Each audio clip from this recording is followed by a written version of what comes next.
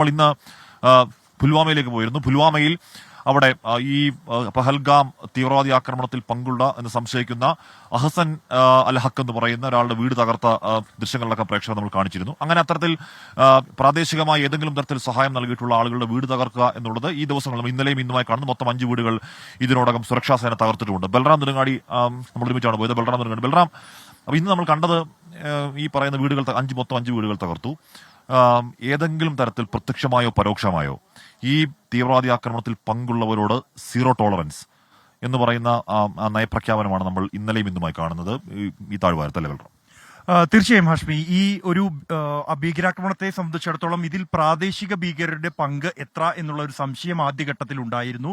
തുടർന്നാണ് കൂടുതൽ വിവരങ്ങൾ, സാക്ഷിമൊഴികൾ, തെളിവുകൾ ലഭിച്ചതിൽ നിന്നും പ്രാദേശിക ഭീകരർക്ക് ഉൾപ്പെടെ പങ്കുണ്ട് എന്നും അവരുടെ പങ്കില്ലാതെ ഇത്തരത്തിൽ ആസൂത്രിതമായി ഒരു ഭീകരാക്രമണം നടത്താൻ കഴിയില്ല എന്നും ബോധ്യപ്പെട്ടത്. ഇതിന്റെ അടിസ്ഥാനത്തിൽ ഈ ഒരു ഭീകരാക്രമണത്തിന്റെ പശ്ചാത്തലത്തിൽ ജമ്മു കശ്മീരിലെ പ്രാദേശിക ഭീകരരുടെ വേരറുക്കാനുള്ള ഒരു അവസരമാക്കി, അവർക്ക് കൃത്യമായി സന്ദേശം നൽകാനുള്ള ഒരു കാരണമാക്കി ഇതിനെ മാറ്റുന്നു. അവർക്ക് ശക്തമായ തിരിച്ചടി തന്നെയാണ് കഴിഞ്ഞ 2 ദിവസങ്ങളിലായി നടത്തുന്നത്. ഈ വീട് തകർക്കപ്പെട്ടവരിൽ ലഷ്കർ ഇ തോയ്ബയുടെ കമാൻഡർ അടക്കമുള്ള 5 ഭീകരരുടെ വീടുകളാണ് തകർത്തിരിക്കുന്നത്. ഇവർ 3 പേർ പാകിസ്ഥാനിൽ പോയി ഈ ഭീകരവാദികൾ കേന്ദ്രങ്ങളിൽ നിന്നും പരിശീലനം തേടി തിരികെ എത്തിയവരാണ്.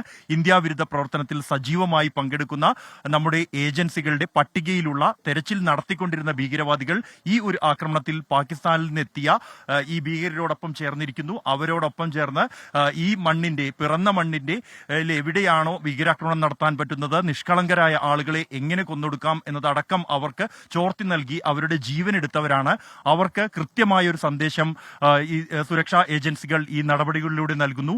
വരും ദിവസങ്ങളിലും ഇത്തരം നടപടികൾ തുടരുമെന്ന് തന്നെയാണ് വിവിധ ഏജൻസികളും വ്യക്തമാക്കുന്നത്. ഹാഷ്മി, ബൽറാം, ഞാനും കൂടാണ് പുൽവാമയിൽ അടക്കമുള്ള സ്ഥലങ്ങളിൽ പോയത്. നമ്മളിവിടെ കാണുന്ന കാഴ്ച അത് തന്നെയാണ്. മാത്രമല്ല ഇപ്പൊ ഇന്ന് പൊളിക്കപ്പെട്ട വീട് അഹസൻ അൽ ഹക്കിന്റെ ആ സ്ഫോടനത്തിൽ ചുറ്റുപാടുമുള്ള 10-15ഓളം വീടുകൾക്ക് കേടുപാടുണ്ടായിട്ടും അങ്ങനെ ഒരു വലിയ രോഷമോ ഒന്നും അവിടെ ഉയരുന്നില്ല. അപ്പോൾ ഏത് രീതിയിൽ ആളുകൾ ചിന്തിക്കുന്നു എന്നതിൽ നിന്ന് തന്നെ വളരെ വ്യക്തമാണ്. നമ്മൾ നേരിട്ട് കണ്ട് ബോധ്യപ്പെട്ടതും.